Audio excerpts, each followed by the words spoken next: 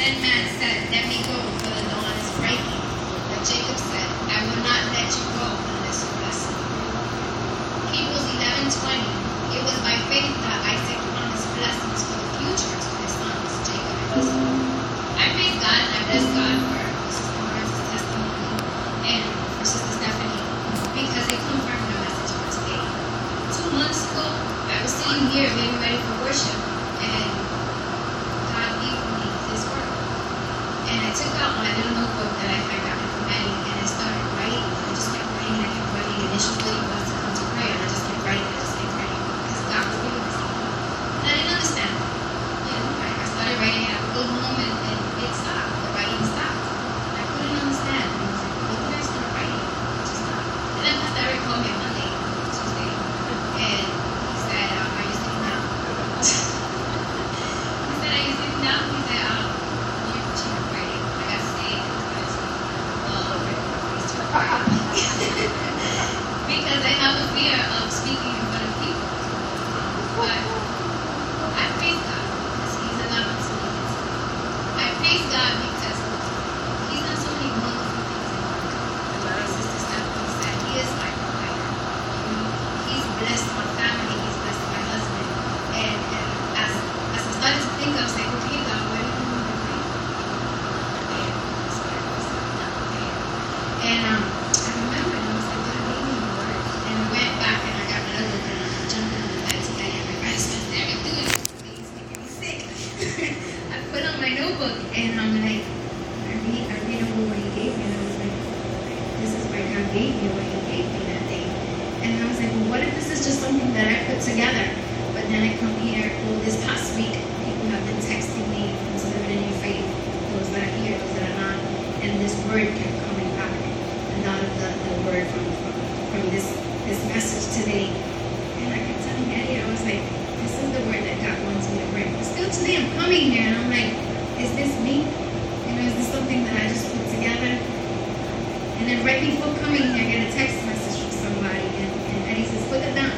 You need to focus on preaching tonight. You can't be doing that. And I went to the bathroom, I took the phone with me, I put it on the sink, and the message came through. And I go back to the room, and I'm on my way here, and I spent the last text. And it was a message today again. And I said, Eddie, this is the message. And then Sister Maritza comes up, and she talks about, what she's feeling and holding on. Holding on, God promised. And that's my message today. So without holding you back, our verses here today, they demonstrate and they exhibit faith. They exhibit the trust that we need to have in God. At times we go through things in our life, like Sister Stephanie said and Sister Maritza, and yesterday we talked about in the living in faith. There are things that we go through in our lives, and Pastor said today, and our faith gets altered. And when our faith gets altered, we begin to question God. And we're going to see here today that this story, the story of Esau and Jacob, and coming face to face with Esau, which is what he did here. This is a story of conflict, a story of rivalry, a story of deceitfulness, a story of God's promises. But most importantly to me, it was a story of inner deliverance. And how through the power of prayer and realizing the point that we're at, we can face to face our Esau. But we can't do that until there's some change in our life. So we have to make some serious choices, is what God is saying today. We have to make some choices, and we're going to see that as we move forward in the word that God has given me. Today's story, it comes from chapter 25, and it picks up after the death of Abraham. Abraham's younger son Isaac, Isaac's wife, Rebecca, Isaac's wife, like Isaac's mother, before her is apparently cursed from barrenness. We see this throughout the Bible. We see throughout the Bible a lot of great women that were cursed from barrenness. We see in these struggles in these women, and we see how in the Bible Isaac prays. We assume that Rebecca prays with him too. So these two children that Rebecca gets pregnant. When she becomes pregnant with twins. And these two children, these two babies that she becomes pregnant with, they're struggling. They're struggling in her belly. She struggles through her pregnancy. She's struggling through her pregnancy, and she struggles through her birth. But she finds comfort. She's finding comfort because she's like, why are these babies moving? Why are they fighting in my stomach? But she the sons in your womb, and we see this in Genesis 25:23, where she says, the sons in your womb will become two nations. From the very beginning, the two nations will be rivals. One nation will be stronger than the other, and your oldest son will serve your younger son. Again, this is in Genesis 25:23. We see from this verse that Jacob and Esau were battling within the womb. Esau was born. When Esau was born, he was born with red hair.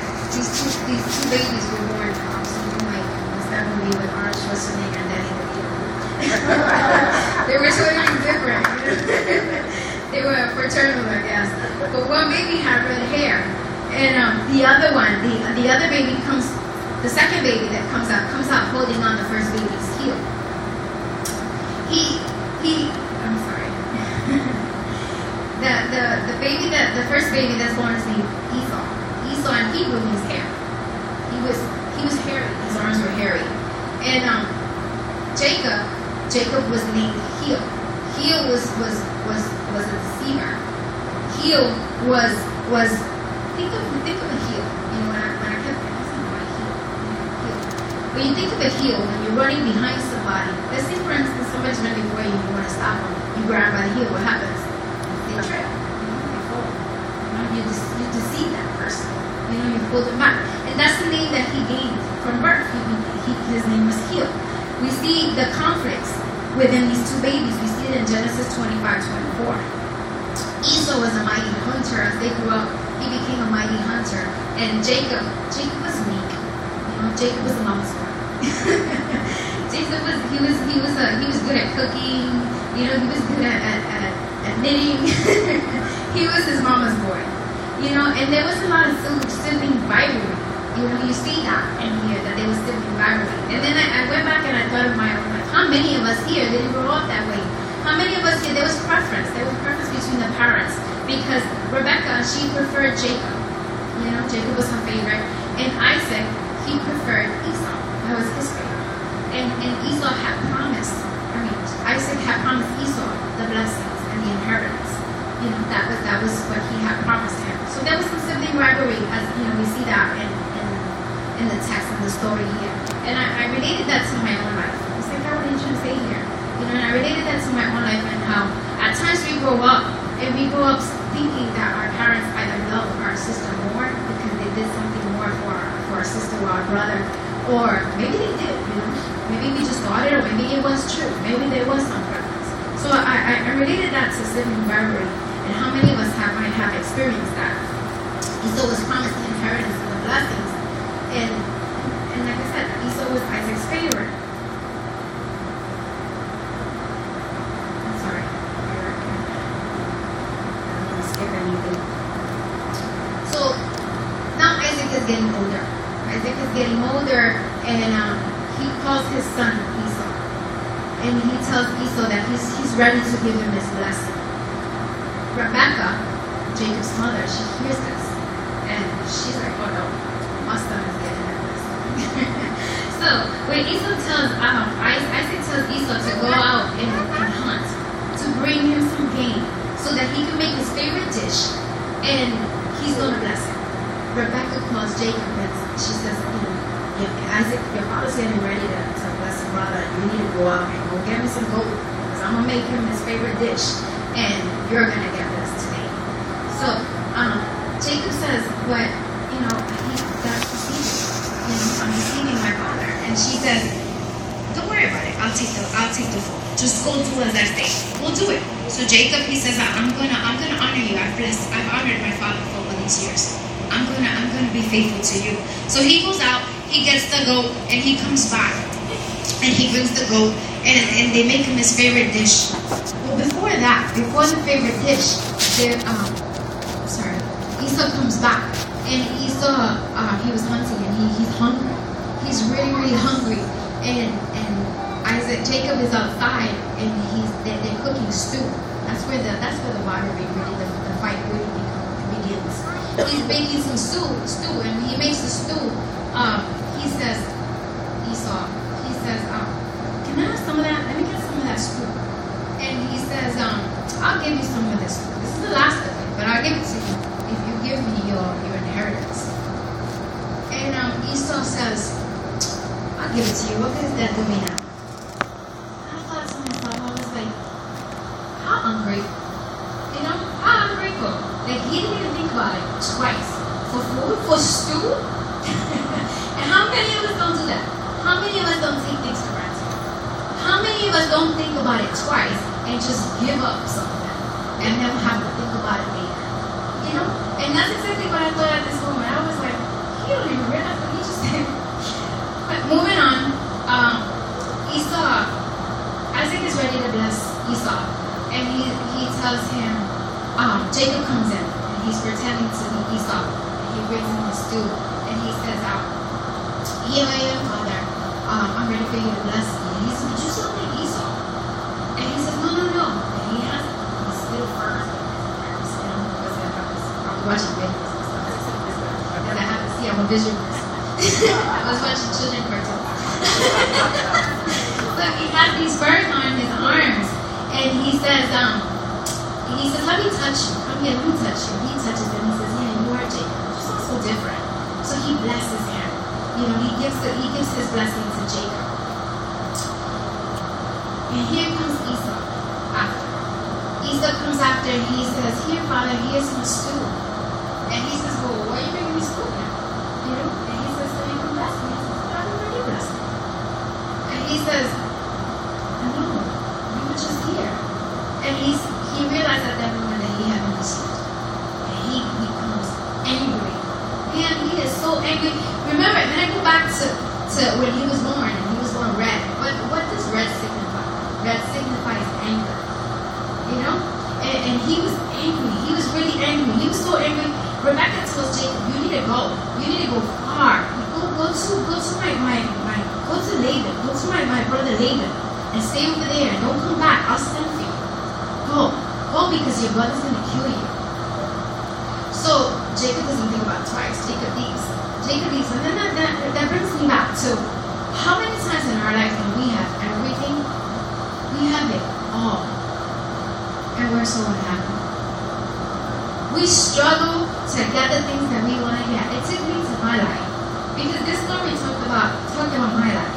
You know, it took me to before I came to the Lord, and actually I posted one that this week. Before I came to the Lord, I had what I thought was everything. You know, money. I didn't pay rent. I had bleach, had bedrooms. That's why sometimes we can be so grateful. We had it all, but I wasn't happy. You know, I was really, really unhappy because I was really far away from God. I was really, really far away from God. So we see here where before Esau goes out after his brother, Esau says, Father, but don't you have anything else for me? Don't you have a blessing for me? And this is really important. And I found in this text because the father didn't have a blessing for him. He didn't have a blessing for him. The father tells him, he offers him a prayer. And he says, you will live away from the riches of the earth and away from the dew of the heaven. Above you, you will live by your sword and you will serve your brother. But when you decide to break free, you will shake his yoke from your neck. And I said, what does that mean? So I had to go and I had to research that because I didn't understand what that meant. And basically what that meant was that his father was telling him, although you don't have the richness that I had to offer your brother, although you're not going to be privileged, you can survive. You can survive from the fat of the land. You can be happy and you can release yourself from the yoke, from the anger. But we see that later. So we're going to come back to that. Later. This is amazing. This story is amazing. You know, this talk about my own life, my own privileges, and all that, and how I thought I couldn't survive without. And I was testifying really quickly yesterday how we went on vacation. This is a vacation that's been planned since early on in the year. And we left and we had some financial struggles, like Sister Stephanie said. And I questioned, I was like, do we go on this vacation? What are we going to face when we get back? There's so much going on in my life in the past 8 months. I've been through a lot. I lost my mom, I lost my best friend, I lost my job. I've had great losses. And now I'm taking care of my dad. And that's not easy, I find myself at times frustrated, It's just really hard for me. I went through a lot of stuff. And we go on this vacation. And coming back, I said to Eddie, I was like, okay, we back, and I don't want to get nervous. I don't want to get excited. I want to trust in the God that I serve. And I'm going to stay still, and I'm not going to get anxious. And He knows my needs. He knows our needs. And I testified yesterday really quickly that I got back, and on Tuesday, I sent out some resumes, and I got called on Wednesday, and I got hired for a job Wednesday. Only God does that. So moving right along, that's what the story talks about. It talks about having faith and having trust, and trusting in the promises that God gives us. He's promised us. God has promised us. It's prophesied. And how we need to trust that. So, at this point, Esau's regretful. At this point, he's understanding, oh man, I gave away something to my brother that really meant a lot. You know? He understood at this point what it means, instant gratification. Because that's what he did when he gave away his inheritance for soup. Really? Soup? Like he wasn't starving.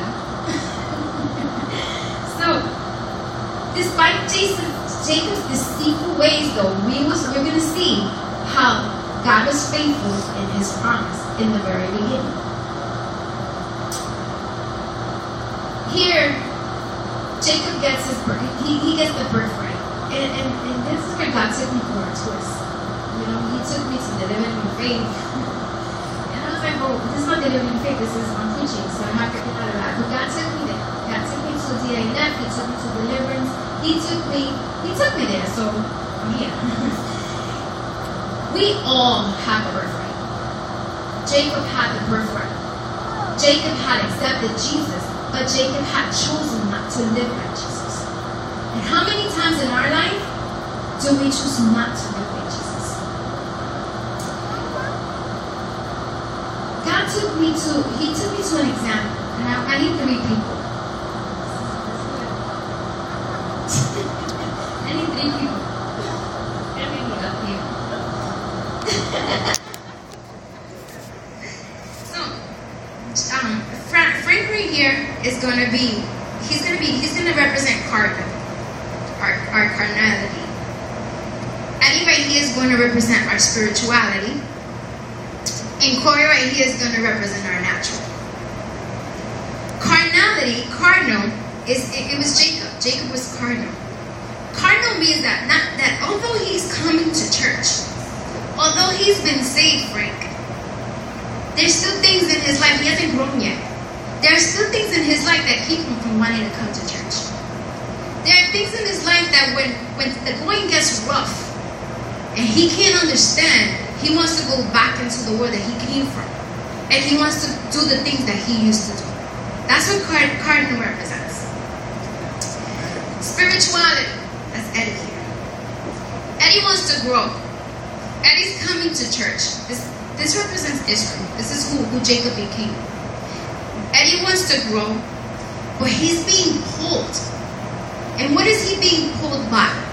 He's being pulled by the natural. They're still living in the flesh. They're still living in the world. They're still, not coming to church. It's a war. It becomes a war. Grab him, Frank. Grab him, Corey. Pull him. It becomes a war. And this is what we're faced with. Every day we're faced with this warring. Every day we have to wake up every morning. Romans 7:15-23 tells us, "For I really don't understand myself. For I want to do what's right, but I don't do it."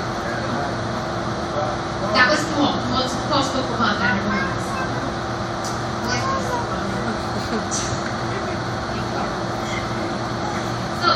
So Paul talks about that in the Bible. So we see that. We talked about this yesterday. We see that in the Bible that back in those days there was a struggle. There was a struggle. I struggled. I talked about yesterday how, I went to Florida and had 2 weeks over there, and my daughters were asking me not to come back. How my family's over there, how my sister's over there. And I lived there 11 years, and I know the comforts and the pleasures of living in the beautiful apartments over there and the cheap ones. I live in a matchbox. You've seen it.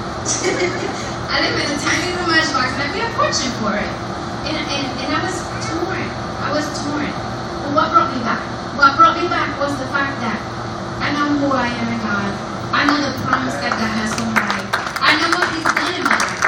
I've seen what He's done in my marriage. He's restored my marriage, my kids, my family. And although I don't have the luxuries that I have in Florida, I have a whole lot more. So we always complain. Always. We're always saying, I don't have this, I don't have that, God doesn't give me money, I'm broke, my husband's acting up, my kids are acting up. And we get to these places where we know we need a higher power. We know that we need something bigger, something that's going to get us to that place, that's going to get us out of that pain that we feel because of the loss of our family, because we lost our job, because we don't have any money. We need something bigger that's going to take us back. We need a higher power. The problem is our choosing. We know because God has already saved us, but we still have that nature. We have those three natures that we have to get rid of. The Apostle Paul went on to say in Romans, the trouble is not in the law. The trouble is with me, for I am a human to sin. I'm a slave to sin. What dwells in you? Paul says in Romans 7:15, I don't understand myself, for I want to do what's right, but I don't do it. Instead, I do what I hate. What does that tell us? That tells us that we're still dealing with that sin, that heart. We have to get rid of that heart. We have to get rid of that nature, and we have to come into the spiritual. That's where God is going to deal with us, in the spiritual. Many times I used to come into church. I don't think I even missed church in the beginning. And God was talking, I would leave here, I would leave the same. I would go back home and I was the same. Because I was just going through the motions. I was coming in the part. And that's why I ask you today, if you're sitting here and you need a word from God, sit here in the spiritual. Because if you sit here in the carnal, you're going to get bored, you're going to get bored of hearing me talk, and God can't touch the performance part of your heart. In Romans 7:17, so I am not the one doing wrong. It's sin living, dwelling in me. That's what's dwelling in us. How many of us have not been to this place before? How many of us have not been like Jacob? How many of us, I don't know about you guys, I've been like Jacob. Many times. I'm one of those people, I'm standing here talking about myself. I come to church at times. I come to DINF at times. I come to prayer meetings. I come at worship. I come to worship rehearsal. But there's something warring inside of me. There's something still battling inside of me. Pastor has talked about this before. The sin. The nature of the sin within us. We have to kill it.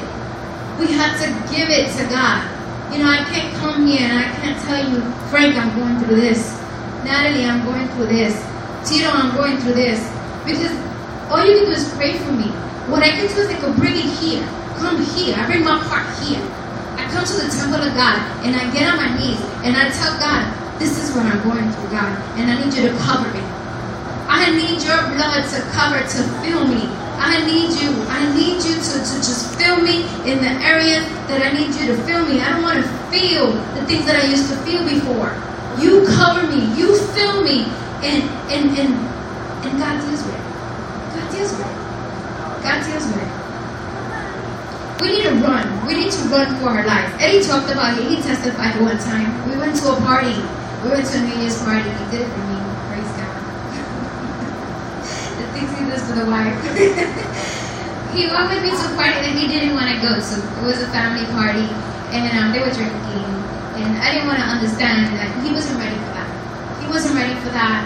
And it's funny because he stands here and he says, I ran for my life. I ran out of there. We need to run for our lives. Every day that we get up, every day we have to cover ourselves. Every day we have to make sure that we're covered because we're warring. We have to carry our sword. Romans 7:21 says, I want to do what is right. How many of us don't want to do what is right? I want to do what is right. When I get on my knees, I say, God, please help me do what is right. I don't want to do what is wrong. That's what Paul said. I didn't understand that in the beginning. I didn't understand that. And I at times I'm counseling with people, and I say that I know they think of me, I'm crazy. Because that's the word that God has put in me. That's deliverance. That's true deliverance. We need to change. We can't go back the way we came. And Jacob knew that. Jacob knew that he could not go back and face Esau the way that he came. Because if he did, worse things were going to happen. His brother was angry. His brother was really, really angry. And he was going to lose his life. How many of us are not at the point in our life where we're going to lose our life if we don't make a decision today to change?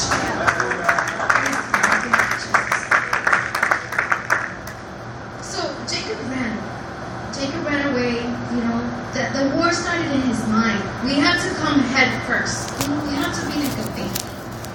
We have to be like when a baby is born. Baby comes head first. We have to say, Jesus, I want to come out head first. Because if we come out feet first, we're breech babies. There's going to be a lot of trouble. We're stepping on people. I don't want to step on anybody. I want to come out head first. I want to come out right. We have to ask God to make us come out right. We have to. I'm sorry, I get a little excited here. We just have to make it right. We have to ask God to change that. We don't want to go back the way that we came. So Jacob ran away. His mother sent him to the barn. And there in the barn, he was gone for 20 years. Jacob was gone for 20 years. He had it all. He had 2 wives. He had children. He had the richness that his father had blessed him with, but he was still unhappy. So this reminds me a lot of myself. Again, like I said before, no matter what I had before coming to Christ, I was really unhappy. So we have to stand up. We have to stand up. We need to be warriors wherever we are. We need to understand that we need to be covered wherever we are. This was really interesting. This was a conference I came up with, and I said, covered. Most of us know how to use a computer, and if our Norton virus expires, what happens? We get a disease, and our lives are a lot like that. If we're not covered, guess what? The enemy is going to come in, and the enemy is going to attack us, and we're going to end up right back where we started. So I want to do the right thing is what we need to tell God. How many of us want to do the right thing? How many of us want to be better? How many of us want to change? How many of us don't want to feel the same unhappy way that we felt when we came in here? How many of us don't want to feel the struggles that we felt the way we came in here, or handle them the way that we always handled them before that didn't work? We stay in that cycle. When we handle things the way that we handled them before, we stay in that very old cycle. We continue to do the same thing. We continue to hit that wall. We continue to just drive 100 miles per hour, and hit nowhere, just destroying our lives. Remember, Jacob had been blessed where he was. We see in Genesis 33:24, and we're getting to the end of the story. We see that Jacob was left alone. When he left Laban, he left with his wife, and he left with his children, he left with all the things that he had. But there was a moment that he was left alone. And this is really important because you see how in the story, in the Bible story, it says he was left alone. He couldn't take his wife there. He couldn't take his kids there. He couldn't take his uncle there. He couldn't take his mother there. We need to be left alone. And it is in that alone place that God wants to deal with us. We're in a place right now. We're in a place right now in our lives where we need to be alone. We're in a place right now that we don't understand. We're in a place that we're going through something right now that we're saying, God, why? Where are you? You start to question, is there really a God? Is there really a God? Where are you, my God? Why? Is my life ever going to change? But you don't understand that you're in the perfect place where God wants you to be, because there's something that He wants to do in your life and He can't do it because there's too much noise going on around you. He has to do it in that lonely place.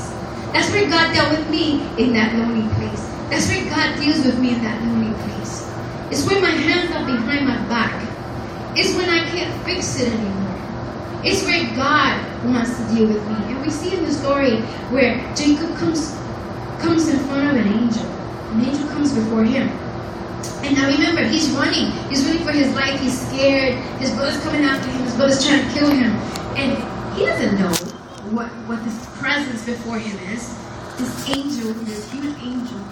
You know, angels aren't cute, by the way. And I learned that. Angels aren't cute. They're big, giant warriors. They're big creatures, you know. And he gets before this angel, and he begins to wrestle. He begins to wrestle with this angel, and he doesn't know. Again, he could have run from his life. You know, I started thinking, he doesn't know what's coming. He could have ran for his life. He could have screamed. He could have done so many things, but he stood there and he wrestled. He wrestled. Nothing but it. Wrestling with this big, giant creature who was double his size. And I'm wondering, how did he wrestle with him? He just got a chance. Remember I said, he was meek. He was small. You know? But the angel wasn't really fighting with him. The angel was struggling. The angel was pretty much just testing his strength, I want to say, was what he was doing. It was just a wrestle. It was a wrestle. And he kept wrestling with this angel. And he realized at this point that this was an angel. So he held on tight. You know, he held on tight and he kept wrestling. And now the angel wanted to let go. And he was like, no, I'm not going to let you go. The angel hurt him. The angel wrenched his hip. And he's in pain and he's suffering. And he's still wrestling with this angel. It took me to pain, you know. It took me to my very own life again. It took me to the time that I needed deliverance in my life. It took me to a time where I kept coming to church and I kept coming here the same, empty, and leaving the same empty, and wondering, why, God? Why is everybody in this church jumping up and down and feeling your presence and I don't feel you? Why, God? Why is this happening to me? And I'm tired of it. And I remember that we were going to a women's retreat. I think Natalie was there. And I know Junie was there. And I remember that the first few days, I wasn't feeling anything. I was still not feeling anything. And I remember leaving there and them saying, I want my blessing. I'm not leaving the retreat until I'm different. Until I feel God's presence. I'm tired of coming to church week after week after week after week and leaving the same. But here's Friday, nothing. Here's Saturday, nothing. Well, Joe was there. Joe knows. Nothing. Saturday night, Saturday afternoon, we have a women's conference, and everybody's drawing butterflies, coloring on butterflies, and God was moving in a mighty way, and He used Sister Nicole in a mighty way that day, and God just He took over. He took over that day, and everybody was coming up with their butterfly, and everybody was testifying as to what this butterfly meant in their life. And it's my turn. I got nothing. I got nothing but a caterpillar that's standing there, a bunch of legs, and I couldn't even color it. And I'm like, okay, it's my turn. So I get up and I'm going to testify, and I have nothing, testifying very small. And I sit down, and God said, that's not it. That's not it. It's something else. And I start to feel the Holy Spirit. I start to feel the Spirit of God talking to me. And I'm like, wow, I got a whole lot more to say. I got a whole lot more to say that's still in there.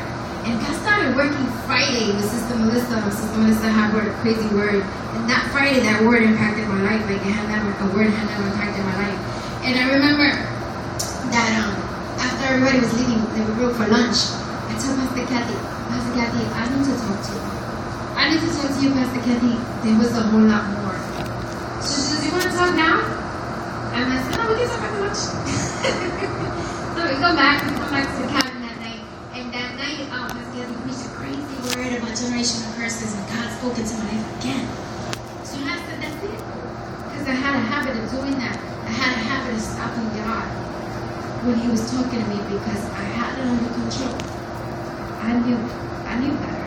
So Pastor Kathy says, you ready to talk before you go to bed? It was Saturday night, or even Sunday.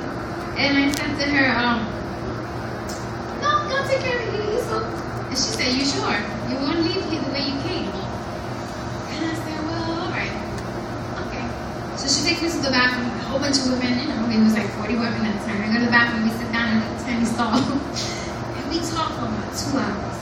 And I confess things in my life that I have never confessed to anyone. There were things in my life that I have been so ashamed of that I was afraid to tell.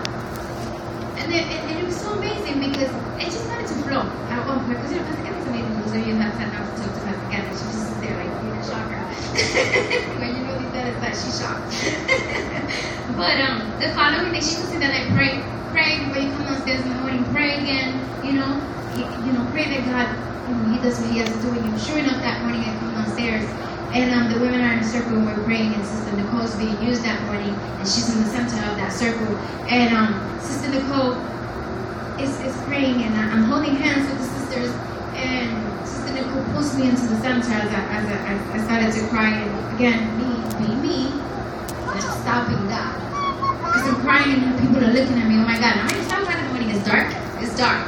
It's dark. Nobody's seeing me. Everybody's praying and worshiping, doing their own thing. Nobody's looking at me, and I have a shawl over my head. So I get down, and Sister Nicole, God uses her to lift me up. And I'm embarrassed. Oh, why is she doing this to me? This is in my head, all over my head. This is a war going on in my head. She lifts me up, and Sister Nicole lifts me up. She pulls the shawl off my head, and I'm angry. Oh, was I angry? Like, how dare she? How dare she expose me? Was the words that came out. Expose me. And God had His way in my life. He delivered me that morning. That morning, God delivered me. Sister Joan, she's so glad. There was a struggle. That to this day I have a scar like Jacob. There was a struggle, and I was blessed. I was blessed in the Spirit of the Lord. And I say that to say that there are things in our life that we have not dealt with. There are things in our life that we need deliverance from. There are things in our life that unless we deal with them, we cannot change. And that's what God is saying. That's what God is saying. So after Jacob's struggle with the angel stopped and said, what is your name? That's what he says to him. He says, what is your name? And he says, my name is Jacob. And he says, no, your name is no longer Jacob. Your name is Israel, son of God, overcomer, because you stood in your pain, because you stood in your wrestle, because you stood regardless of what challenge. And think about it. We can't pray all night long. We can't. We don't have the strength. We don't have the energy to get on our knees and pray all night long without the power of God, without being in that spiritual. It's just not possible. It's in the spiritual that God wants to deal with us. It's not in our nature, and it's not in our carnal. We can overcome our nature, we can overcome our carnal, we're standing in the spiritual. It's in the spiritual, it's in that lonely place that God can deal with us, He can change us, and He can transform us. And I praise God for this word, because this word just touched and talked into my life and allowed me to deal with things that I didn't even realize I was still dealing with. And I remember when I came back from the retreat, that Sister Joan came to me, and I used to do like, Sister Joan, did you come in? She's always in my business. So she got a black guy at the retreat. Always in my business. And she came to me, and I was in the front, and I thought I was a new person. I was like, that's it. God did it. I was blessed. I was dancing in the Holy Spirit. Not once, but twice. Twice that day. I want to keep doing it. And I remember standing there, and Sister Nicole comes and she says, there's something, what God took out of you back in the mountains wants to come back. Wants to come back in. You have to ask God to deliver you. And I was like, wow, it can come back. These are things that we learn as we walk, as we continue in our walk. And the most amazing part of the fact that Jesus transformed, that Jacob was transformed, that his name was changed, is that he sent a letter to his brother Esau. That he wanted to meet with him, to come, and he wanted to meet with him. And Esau said, I'm coming, and I'm coming with 400 people. I'm coming with a gang. I'm coming to get you, and I'm coming to kill you. Why? Because it was 20 years of anger building up. 20 years. What does that signify? That signifies that if we don't deal with the things that are hurting us, the things that are bothering us 10, 20, 30 years, and we're still crying about it, we need God to change that. We need God to transform that. We need God to take it away. And in Delivering Your Faith, we learn that we share about it. We share, we text one another, we sit down, we pull out pastor, we just talk about it. No shame in our life. Right? Guys? I praise God for today. We talk about it. We let it out. We sit down and we say, this is bothering me, so that our brother can pray for us. So We have to deal with that. Let's deal with that. Let's ask God to whatever it is. You know, we do spiritual inventory at the end. At the end, it's just pretty amazing. For those of you that are not there, it's a short commercial. Yeah, you should come join us. It's pretty amazing, but there's a step that we deal with that's called spiritual inventory. And for we go into inventory for many, many weeks.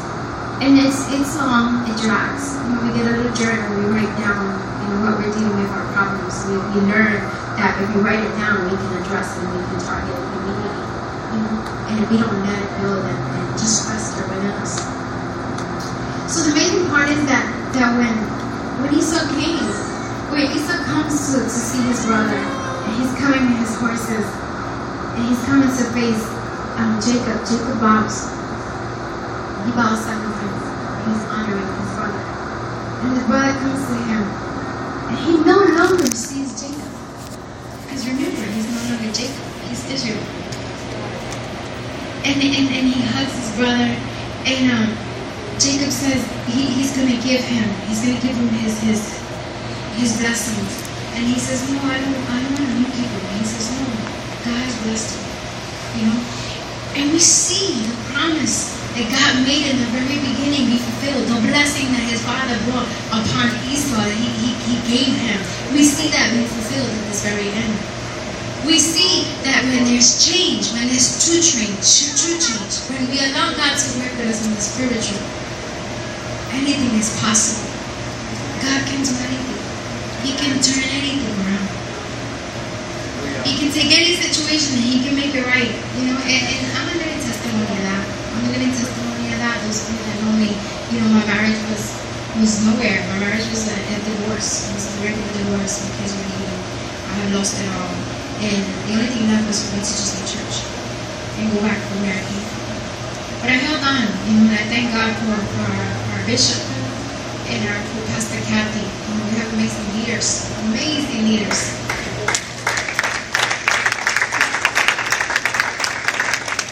And Pastor Eric said recently, he said here in church, he said, "Don't be call me crazy, I'm fighting, but I believe that love overcomes all. You know, but there is no falling out of love." Believe that. Believe it by his book. But you know, with God, all things are possible. Hold on, don't let go. Face your Esau. Get ready to face your Esau and do a change. And that's the word of God.